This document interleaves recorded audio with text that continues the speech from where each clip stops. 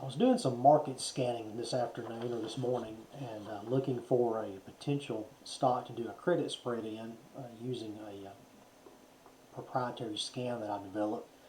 I may do some videos later on the scans I use to find different types of trades, but I'll give you just a little bit of a rundown of what I was looking for. I was looking for a stock that was within about 20% of its 2-year high, and a stock that had a uptrend. And I measure an uptrend by using 3 different uh, EMAs. And if each of the EMAs are stacked on top of each other and greater than each other, in the scan it'll tell me there's a pretty good uptrend there, and then I can pull the stock up and take a look at it.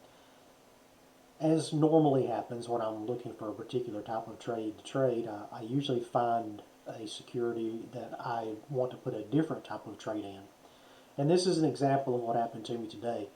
I actually did place this trade earlier this morning in my real account. Most all of my videos I do on the TD Ameritrade paper trade account, primarily just to hide my personal information. I'm going to go over the actual trade that I did place today though. And I always try to tell you if it's a trade that I'm actually placing or one that I'm just using as an educational purpose in order to let you see what I look for. That way you have an idea of the trades I actually take and the ones I don't. Keep in mind that all my videos are for educational purposes. I do not follow up on these usually to let you know my exits, so you have to have an exit plan of any trade you make. I'll tell you what I'm looking for, but other than that, you have to make your own decisions if you decide to take one of these trades that I do or a similar type trade.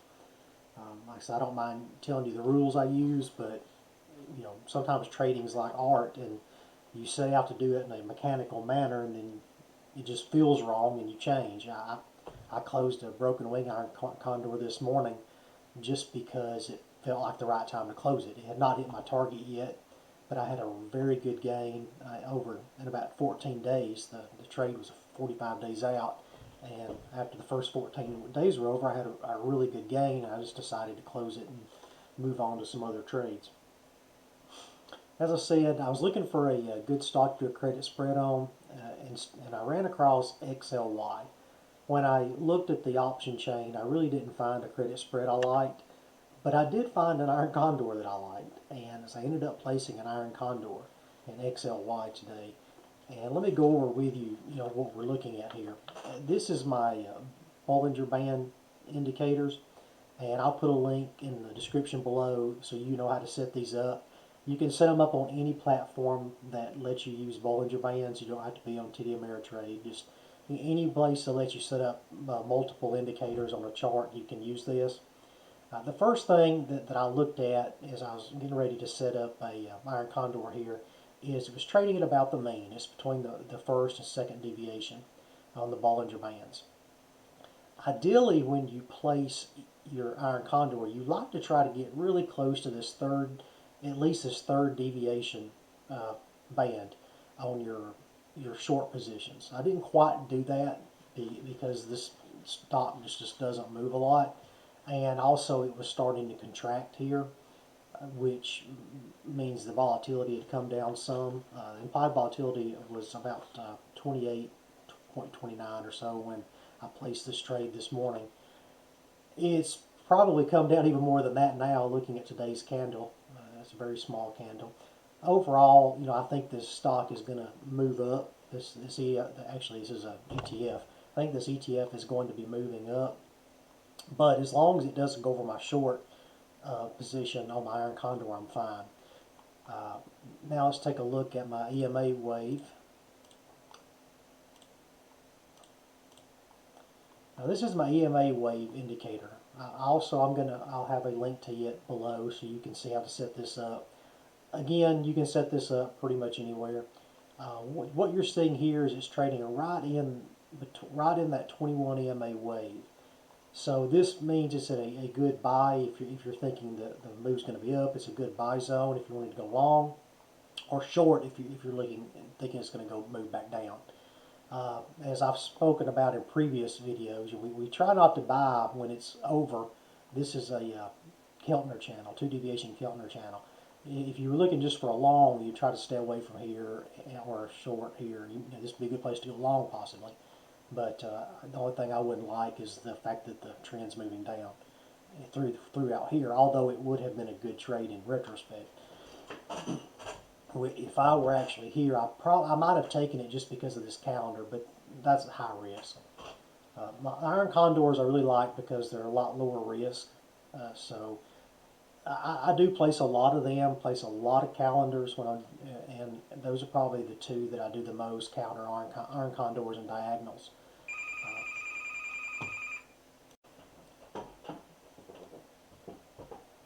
Now let's move on and look at the option chain and kind of get an idea of why I thought this was a good trade. Let's close up. I went 28 days out. I like to do my Iron Condors between 28 and 45 days. Let's make this all so we get a better look here. I played around with a couple of different ideas when I was placing the trade. I'm going to go ahead here, do all so we can get a better look.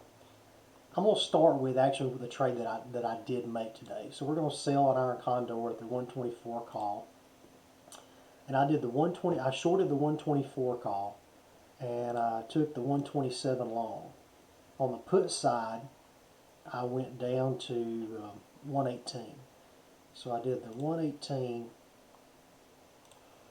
and shorted the 118 and I bought the 115 to cover that. And right now it's showing 68-cent credit. I actually got a 72-cent credit, so I'm going to move that up so you can see the exact trade that I took. I got a 72-cent credit this morning. And of course with TD Ameritrade you can get an idea about what your risk is and also the potential for it to be profitable. So we're going to switch over to this. That's one reason I love TD Ameritrade, by the way. And we're going to change the date up here to the expiration date. And we're going to come down here and set the slices to break even, which would have been on the 30th. So you can see that I've got a 60.75% chance that this is going to finish within my break-even zones. My break-even is 117.29 on the short side, which is basically my short put minus the credit I received. I got 72-cent credit. And then on the long side, I'm at 124.72. Again, that's just my short call plus the credit. That's your break even. So if I ended up trading more than one contract, but I'll just show you the based on one. So you got a potential for $72 gain on a $228 risk. So that means you have the potential, if this finishes right in this zone, right here to right here, of about a 25% return on your risk. I'm sorry, it's a 32% return on risk. I did the math wrong. What I'm going to try to do is not collect that whole 32%. I'm going to try to get about 16% out of this. On most of my Iron Condors, I try to, when it's all said and done, when I close the trade, I like to have anywhere from a 14 to an 18% return. I do not hold these to expiration typically. Most of them close within 14 to probably 18 days. I'll have to pull up my records and see what my average is now. Typically the ones that go closer to expiration are the ones that are more likely to lose money on. If they close in a couple of weeks, usually a week or two before expiration, that's because they're profitable and doing well. So my actual potential for profitability is greater than this 60.71% because I'm not going to try to get the whole 72 cents. All I want to try to get out of is about half that, or about 36 cents. So I placed the trade. I took in a 72-cent credit, and then I placed a good to close order. I actually placed it at 35 cents. So if at any time between now and October the 29th, this trade can be closed for about 35 cents. It'll automatically close, and I will book about a 15% gain on the risk, which is pretty good. And that's the way I do trade my Iron Condors. My broken wing Iron Condors, I do a lower percentage. And if I should get a really large credit here, let's say right now this is about a 32% return, and let's say I had got a 40% potential return with a 60%. I would probably then try to close it at about 60% of the credit. So I would still be bringing in the 15 to 18% overall return, but I would be increasing the odds of the trade being successful because I would have had a higher percent profitability here to start with, and then instead of trying to close for half the credit, I'm going to close for 60% of the credit. So the likelihood of it closing early and being profitable is higher. And those are the way I trade my Iron Condors. I'm going to put a lot of good information, below for you to look at in the description. Please check out our website. Also, I have a number of books that I have out there that have different trading methods in them. Probably the two best for the way I trade today would be Covered Calls, You're Doing It Wrong, and High Probability Trading. Those are high probability options trading. Those are probably the books that would be match what I trade now. I have other books out there that actually show you some of my trade sheets and how my trading has evolved over time. And I don't have all those listed below, but if you go to the website, you can find those. They're good, I think, for historical reasons, and it'll let you see how my education moved forward and how I traded over time. But the high probability options trading and the Covered Calls, You're Doing It Wrong are really more indicative of what I do now when I trade. But please check those out. Check out the description below. Please like and share. Like I said, if you take this trade or one like it, you try to shoot for about a 50% debit. You could, if you see that your short positions are getting threatened, and you could close it for a small loss. That's not always a bad thing to do. I typically wait until closer to expiration before I make that decision because you never know. The last week of expiration, you could be showing a max loss, and then the stock just reverse. And because of these probabilities, that's what you're really trading is probability. But it's up to you how you make those trades. You have to trade what you're comfortable with. I would trade, I would suggest as far as how much you should trade.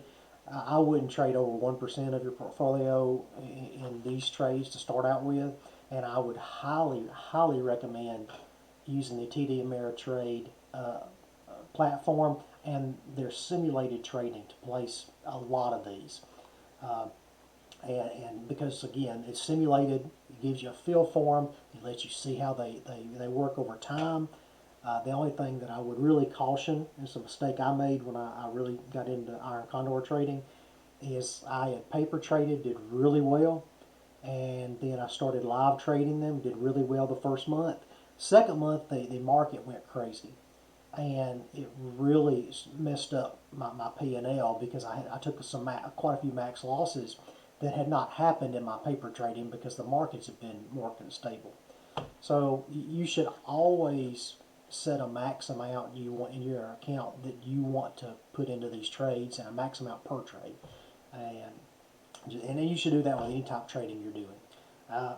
Typically I have, these are non-directional trades. Typically I have quite a few of these. And then I have some directional trades, either as diagonals or as calendars that benefit from the market going either direction. But keep watching the channel, like this video, subscribe, check out the videos below to set up the indicators if you like those, and I'll talk to you next time.